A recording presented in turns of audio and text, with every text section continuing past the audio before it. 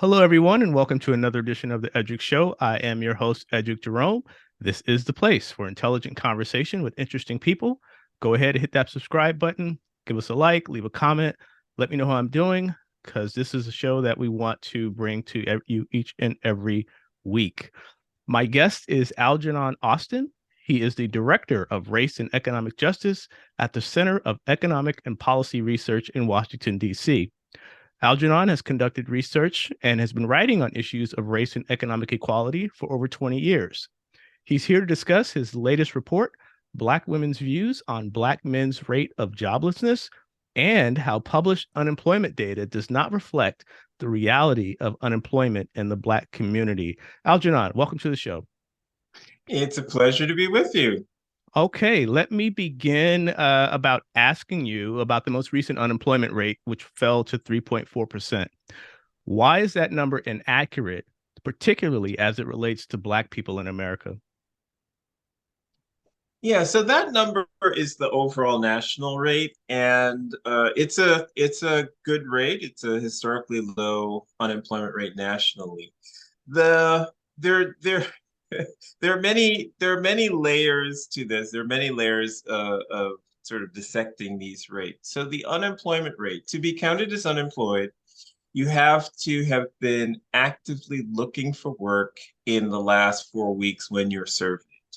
Now, if you are a person, if you let's say if you live in a community with a high level of joblessness, and we could take like Flint, Michigan, where the jobless rate is multiple, two, probably more than twice the national rate. There are other places in this country where the unemployment rate will be three times. So in those communities, there are many people who know that given where they live, given the skills that they have, there are no jobs for them. And those people, because they know, because they've been rejected several times or have in their search for jobs, know that there are no jobs. And then they stop looking for work because they know, look, I live in this place that has, 10, 20% unemployment. There are no jobs. Um, those individuals are not counted as unemployed. So they don't have a job. They would like to work, but they're still not counted as unemployed. So that's the tricky thing about the unemployment rate is that many, if you belong to a demographic group that suffers from a high rate of joblessness, a persistently high rate of joblessness, it's going to undercount the actual amount of joblessness in the community. But let me step back a little bit and talk about even using the unemployment rate. Again, it does undercount joblessness. But even using the unemployment rate, we've seen for the last 60 years, the Black unemployment rate has been twice the white unemployment rate. So you will hear people say the Black unemployment rate is historically low. And I say this too, and that is correct. For Black people, we are at a at a pretty low unemployment rate for Black people. But given that the Black rate is always about twice the white rate, it's still a high rate.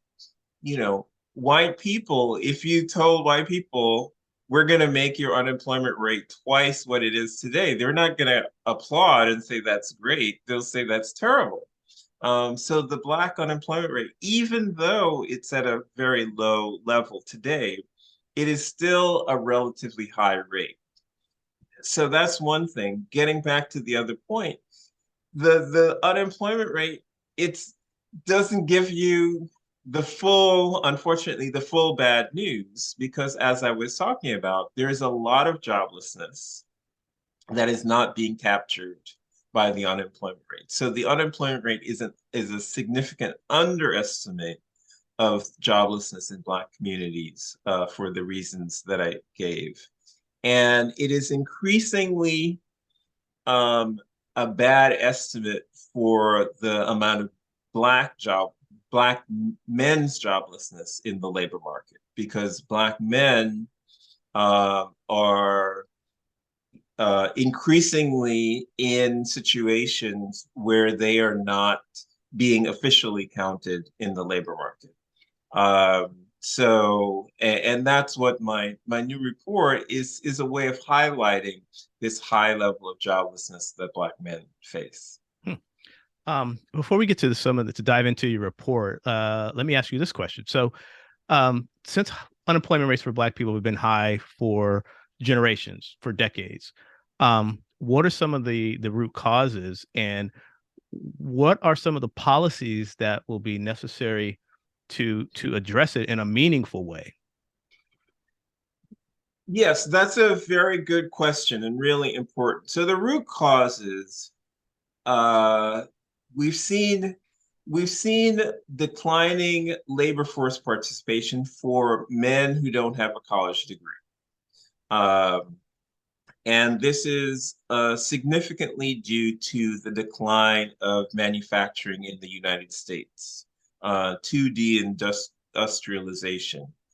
And the loss of these good manufacturing jobs, in many cases unionized jobs, has meant declining wages and declining opportunities, employment opportunities for men without a college degree in general, not just Black men, but men in general. We've seen this declining participation in the labor force.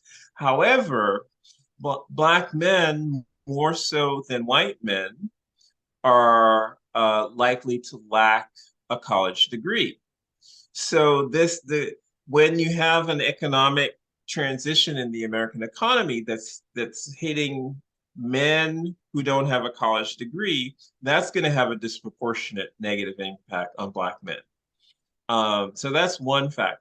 The other factor is, in the American labor market, there is racial discrimination in the labor market.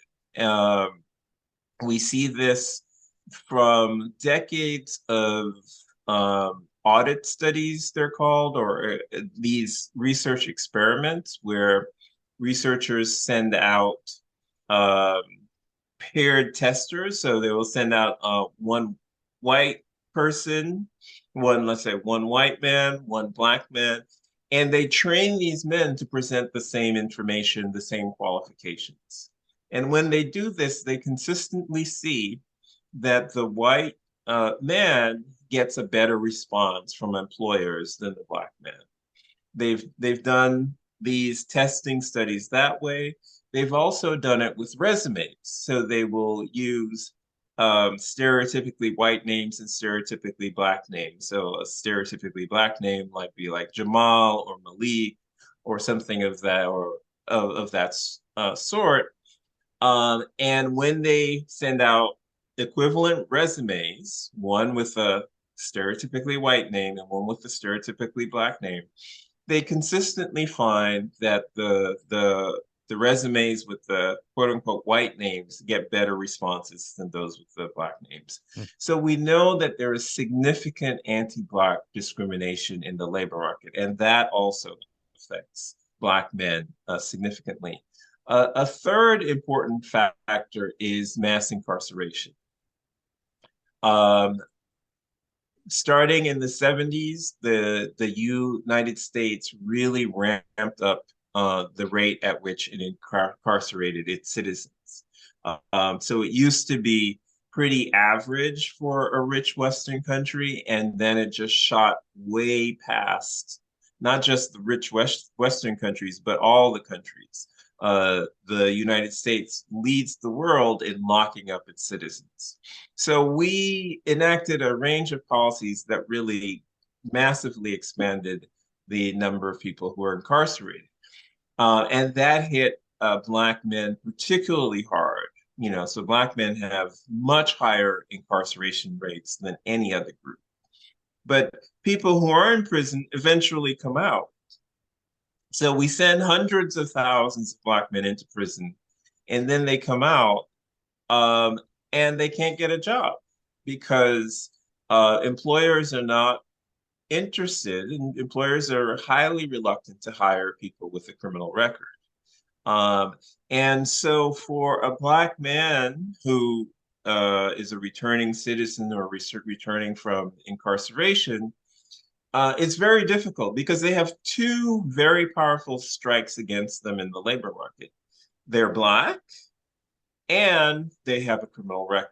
And both of those things matter. We see the research, the peer tester study shows that white men with a criminal record are treated better than Black men with a criminal record, significantly better. So we have this mass incarceration that's put away hundreds of thousands of Black men, and these Black men return to their communities and they can't get a job. So these factors, the deindustrialization, the discrimination, the mass incarceration, are three really important factors that leads to this very high rate of joblessness for Black men. Um, let's now shift to your report. Well, before we do that, I have one more question on that, because the reason when I read your report and I read some information in the research that you've been doing, what I took from it is that the economy, as it currently states, there's inflation and the Fed is trying to combat inflation. And we all hear that the Fed is trying to cool the job market in order to reduce inflation. And so the reality is they're really not addressing Black unemployment. They're really addressing everybody else. And so that policy and the way the Fed is setting policy, my opinion, is totally flawed, because they're not counting for the massive groups of people who aren't employed. And that struck me because I follow, economic policy, and it's amazing to me that that's not accounted for in all of the talk and interest rates, which the interest rates do affect Black people, but yet the metrics used to determine those interest rates does not include them as a part of the conversation or research. So thank you. When I was researching your information. Those are important. Those are really important points. And let me before I critique the Fed, let me Sure. let me give them you and others, you and a lot of folks.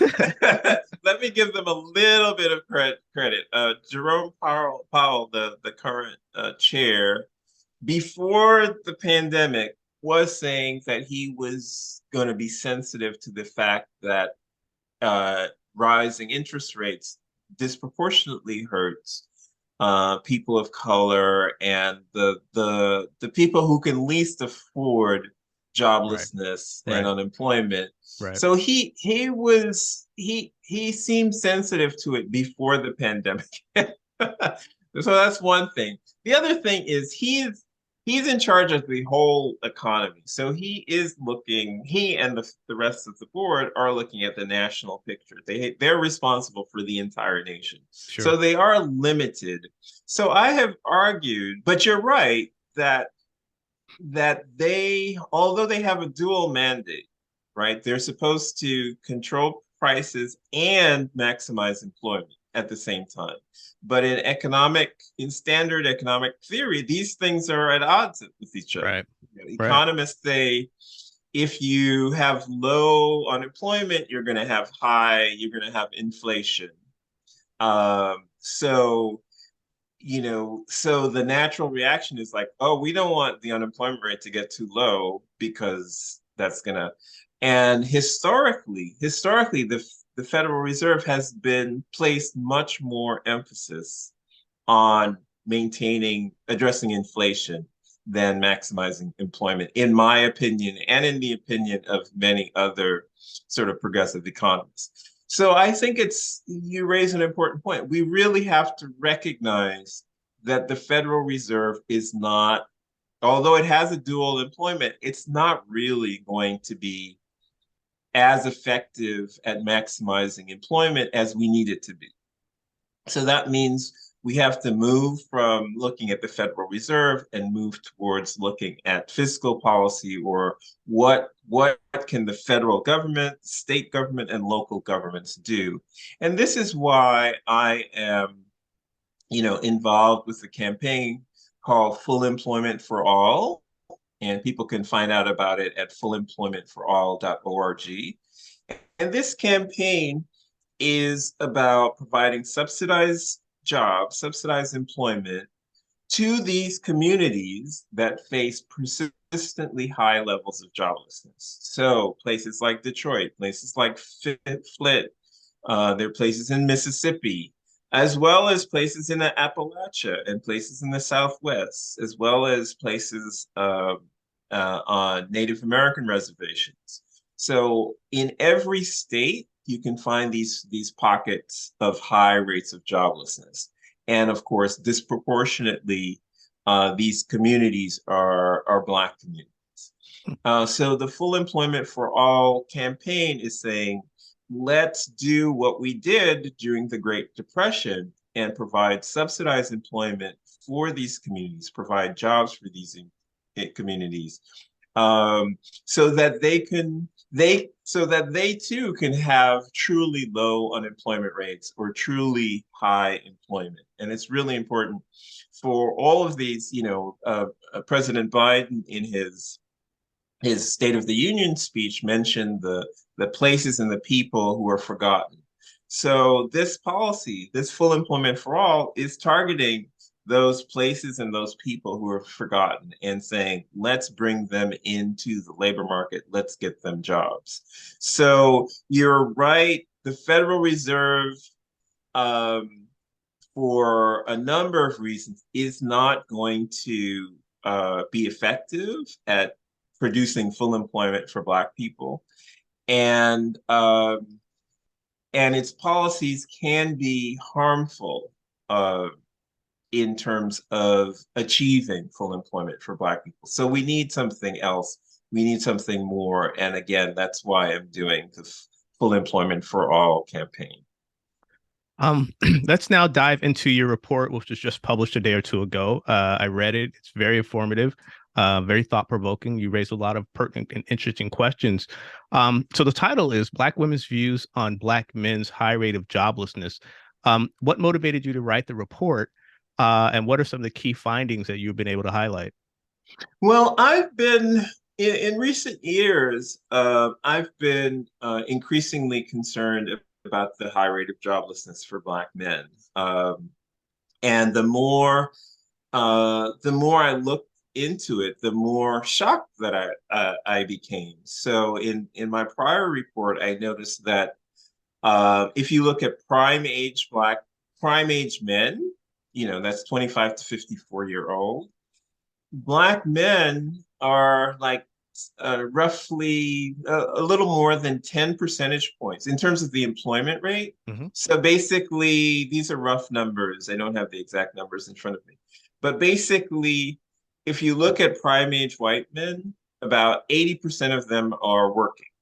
If you look at prime age Latino men, about 80% of them are working. If you look at prime age Asian men, about 80% of them are working. If you look at prime age Black men, it's about 70%. It's about 10 percentage points lower. So again, I don't remember the exact figures, but it's about 10, a little more than 10 percentage points lower. And this is quite significant. This is a jobs gap. If you were to close that gap, we're talking about 800,000 jobs. So basically, there are just among Black men in 25 to 54 years old, there should be 800,000 more Black men in that age group working if we had a more equitable economy. So this is a really significant problem that has been, it is a concern of mine. And I don't think it gets enough attention. I don't think it gets enough support. I'm doing this work, but yeah, like I said, I don't think it's getting enough policy attention. One of the challenges is when I bring this up, sometimes people assume, well, you're saying that and you're anti-Black women. And I'm like, no, that's absolutely not the case. Yes, there are lots of very important issues, very important challenges that Black women face in the labor market. They face discrimination, they face low wages, they face segregation into bad jobs. So yes, there are a whole host of important issues that Black women face that need to be addressed. But there are also important issues that Black men face that need to be addressed. So it's not either or, it's both. You know, as some the Black feminist Patricia Hill Collins said, it's both and, right? We Mm-hmm. need to do both. And I am in my work saying, okay, I I'm going to focus in on some of the challenges that Black men face, but the report is also highlighting that the Black community, it's not like there's a Black men live in this separate community over here and Black women live in this separate community over here. That doesn't exist, right? Black men and Black women live together in the same families, in the same neighborhoods, in the same communities, and they are tied together. So if Black men are doing worse off, I mentioned employment rate Mm-hmm. 10 percentage points lower than other men. If Black men are doing worse off, that means that's putting both emotional and financial strain on Black women.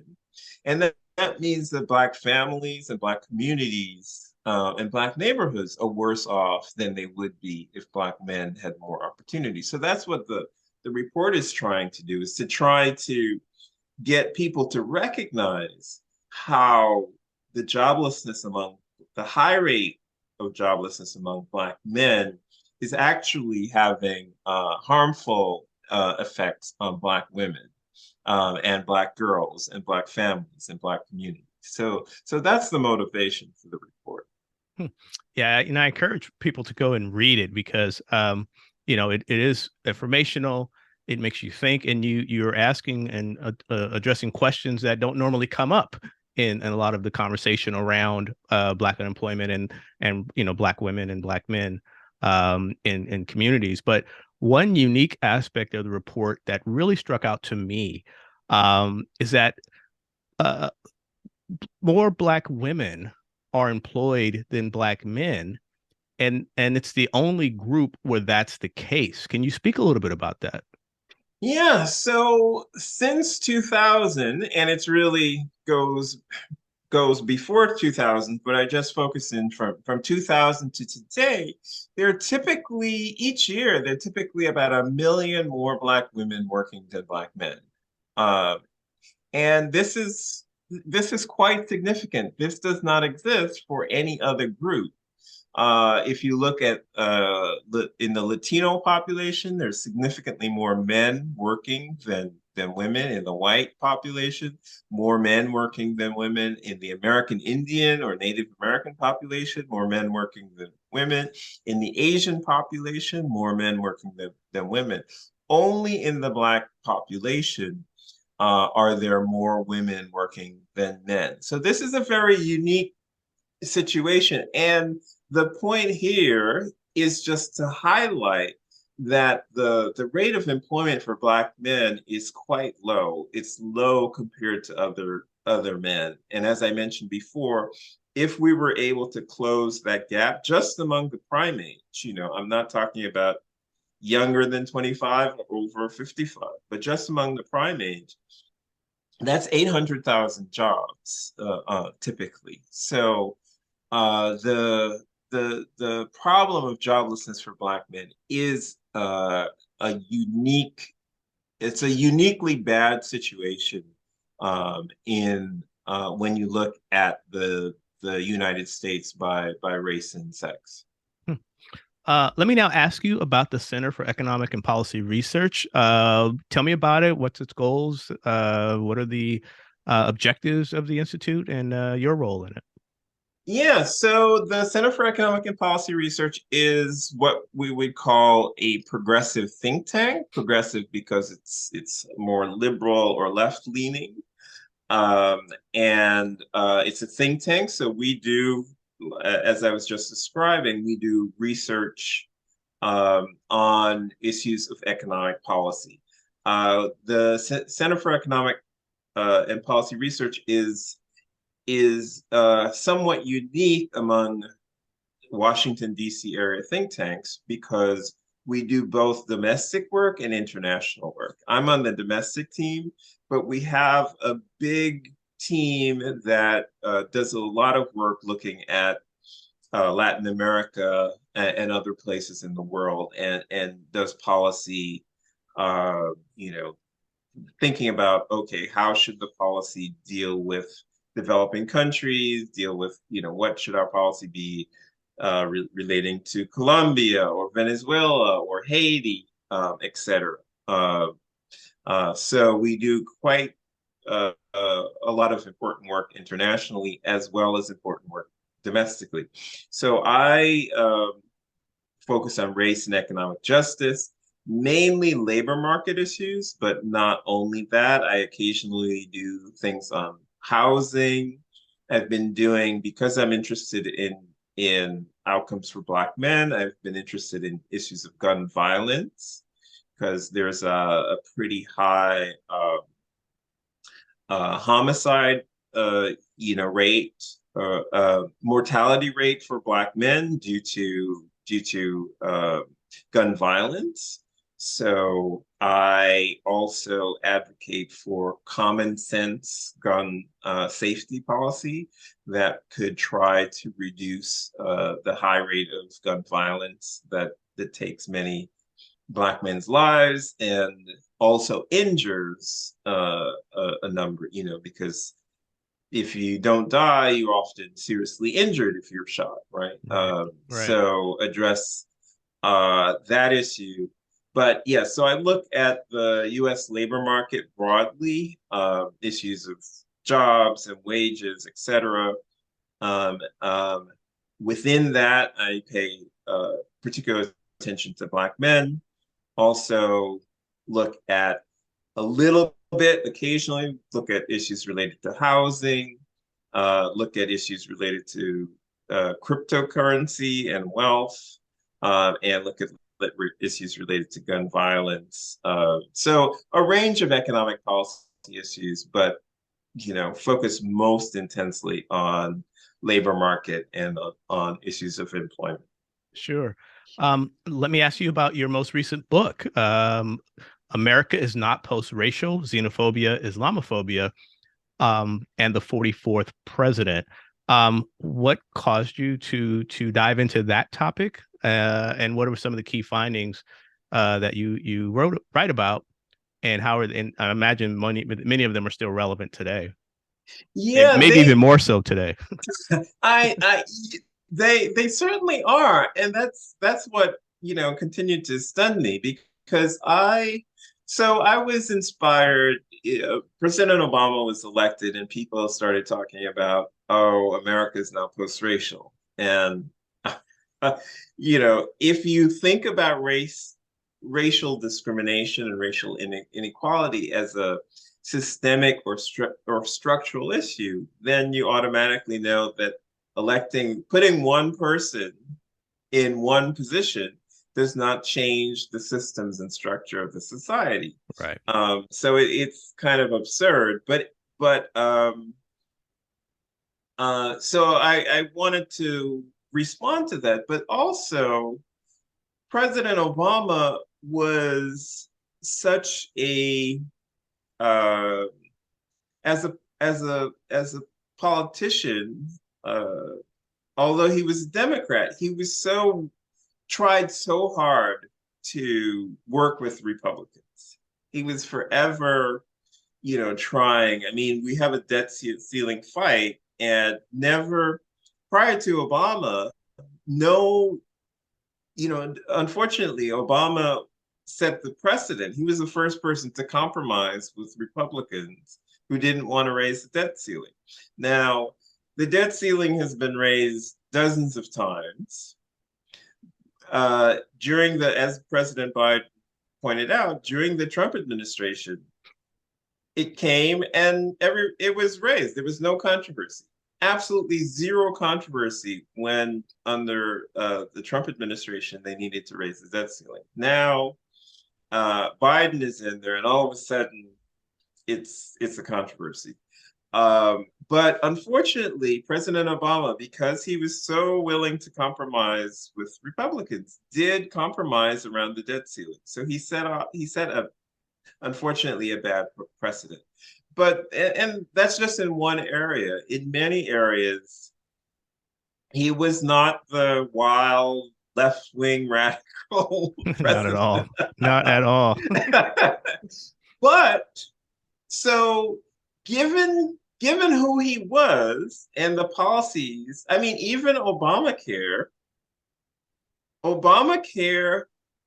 the history of Obamacare, it came out of the Heritage The Heritage Foundation. Foundation, right? Heritage Foundation, the first person to actually implement it was Mitt Romney in Massachusetts. Even President Nixon at one point was talking about universal health care. So this goes back Yeah, decades in Republican and yeah, conservative yeah. politics. So Obama did not advocate for Medicare for all. He was like, I'm going to take a Republican health reform policy. I'm not going to take Bernie Sanders' policy. I'm going to take Mitt Romney's policy. Right. Right. Right? Right. So objectively, I would argue Republicans should have loved him because, when he wants to do health insurance reform, he looks to Republicans. He doesn't look to Bernie Sanders. He goes, so it's like he should have been the most loved um, among all the Democratic presidents because he's so willing to work with the Republicans. Yet he was the most hated. Um, yeah, there was such hatred of him and all sorts of negative smears and stereotypes and all this stuff. So I was trying to unpack that. It's like, why is this guy who is pretty moderate, who really wants to work with Republicans, subject to such intense hatred? So, and I thought going into it, I thought, well, he's the first Black president. It's just anti-Black racism. And then as I examined it, I never thought the stuff about him, the false accusations that he wasn't born in America and was a Muslim. I never took that seriously because it just seemed so absurd to me. But as I dug into it, I was like, wow, this anti-immigrant stuff is really strong. Like independent of the anti-Black hatred, I'm getting in my analyses, evidence of a real anti-immigrant hatred. And like independent of both anti-Black and anti-immigrant, I'm getting an anti-Muslim hatred. Mm-hmm. So Obama, unfortunately, was getting hatred because he's Black, because people falsely said he was an immigrant, and because people falsely said he was a Muslim. So that's why, in spite of him trying so hard to appeal to conservatives, he was so intensely hated by, you know, um, a segment of the conservative population. And as you were saying, it's more relevant. So again, the anti-immigrant uh, and the xenophobia and the Islamophobia surprised me because I didn't think anyone took it seriously, but people in fact did. And then you have Trump, and Trump begins his campaign, with this attack on Mexican immigrants. And I was like, oh my goodness. And it works. There's And it works. yes. And then he followed that up with attacks, wanting to ban Muslims. So, you had the anti-immigrant, the xenophobia, and then you had the Islamophobia, and then of course you had him describing white supremacists as very fine people. So, so yes, I was shocked, and then with the Trump administration, seeing all those themes re-emerge even more in the open and more intensely, I was like, wow, these are three important things, anti, Xenophobia, anti-immigrant sentiment, anti-Muslim sentiment, and anti-Black sentiment are important themes in understanding contemporary American politics.